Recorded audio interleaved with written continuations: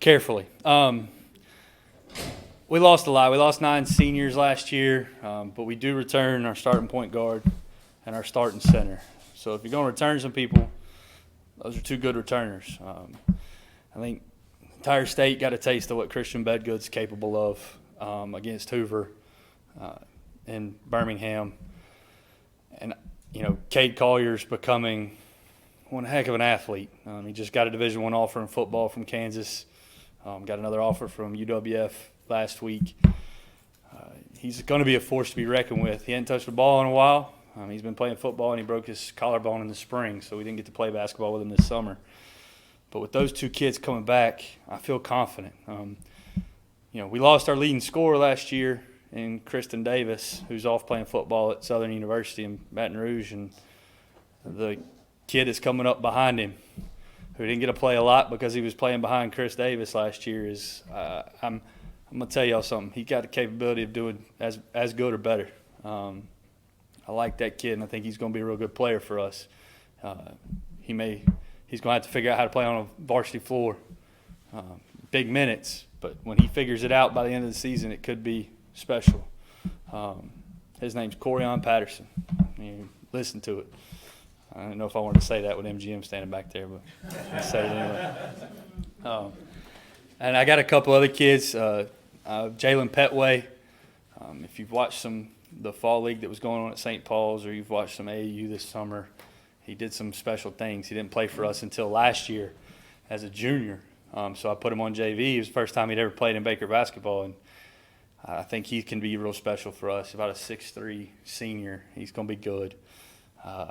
And then, we got a couple other guys around Baker High School that I think we can be as good or better than last year. We just have to beat those teams that have a lot returning. We all know. I listened to Philip up here a minute earlier today talk about how the target's now on our back, and I'm fine with that. That's the way it's supposed to be because we went as far as we did. But if he thinks there ain't a target on his back, he's kidding himself. We think about how we're going to beat McGill just about as much as we think about how we're going to beat MGM or Theodore or anybody else. And we know Fairhope's out there too. We beat 2 really good young teams to make it to the Final Four last year. And now we turn into the team with a little less experience going after having gone that far. I'm excited to see what this group can do. I think this group has the capability to do just as good, if not better, than the group we had last year. They just got to put it all together. When we put it all together, it could get special. And it could be some battles. There's some teams down here in 7A that are a lot better than people think. I think MGM is going to be really good this year.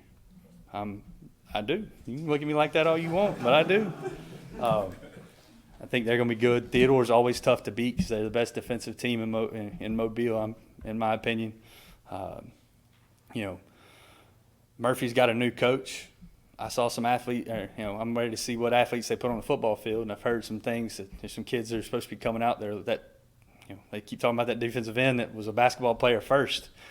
I don't remember him, but if he shows up, we'll see. Except Fairhope and McGill. McGill's got possible NBA player on the roster. That kid's good. And Barry Dunning. They got a Division I center.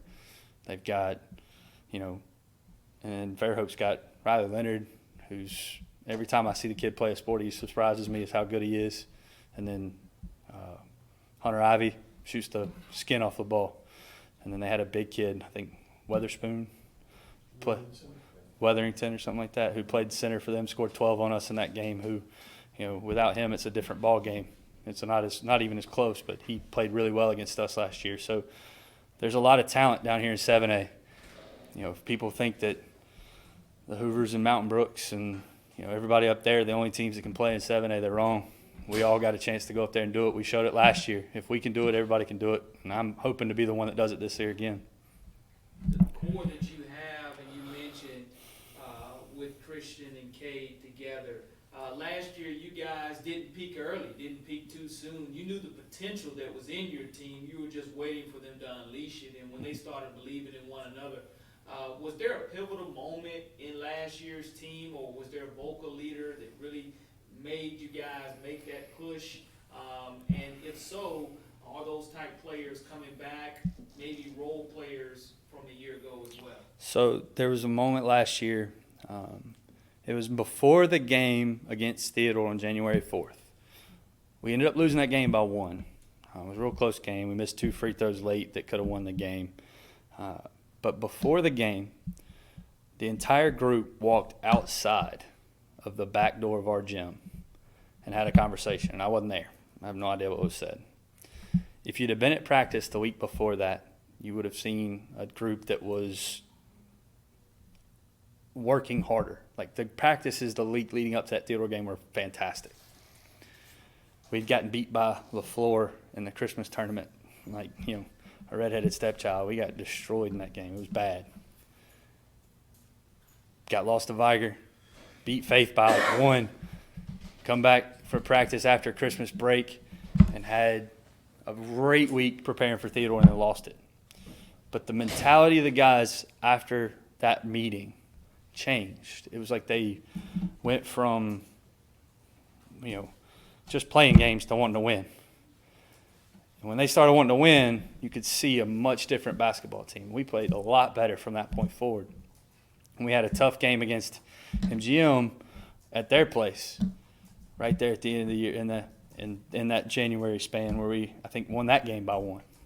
And it was one of those games where we wanted to win a game, and we did. I think, Christian Bedgood has that capability. If he, comes in and steps up, he can really lead a team because he commands a room. He may be small, but the man can command a room and command a basketball floor. Corian can make you want to follow him. He's not loud. He don't talk a lot, but he'll get out there and play hard.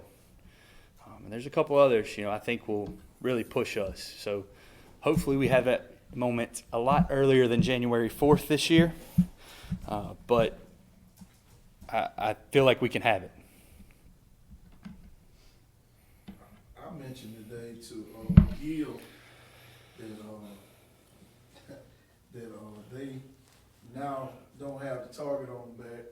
So I'm gonna hit you with, how does it feel to have a target on your back? So talk to me about that. They always say the ride-up's harder, or the ride-up's pretty easy. Staying there is the toughest. I think we know that to stay where we got to last year, it's going to take a lot harder work. Our mantra has been, be the best. If we're going to stay there, we got to be the best, starting on Monday. It can't wait. We can't wait till January. We play McGill before January. If we're not where we're supposed to be early, it can make us look bad. Now, all we got to do is beat them you got to beat them in February. That's the time we have to beat them. But we don't want that. We want to look the best before we get there. We weren't proud of the fact that our record didn't look good.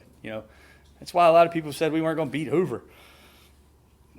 They've lost 13 games. There's no way they're going to beat Hoover. Well, it doesn't matter what your record is when you're getting up there and they throw the ball up in the air. But we don't want to be that way this year. We want to look better. We want to we want to stay on top. We know that target's there. We're not dumb. We put a target on our back and we're happy to have it. It's a lot better than the alternative. I don't want to go back and, regress past that. I want Baker basketball to be there for the duration. So I'm happy to keep that target. I'm going to try to make sure we, keep it clean, but we're going to take it and we're going to run with it. Coach, you say you want to be there ahead of the game, but you guys did peak at the right time last season. What is it going to take to make sure you guys are going to be there on top in February?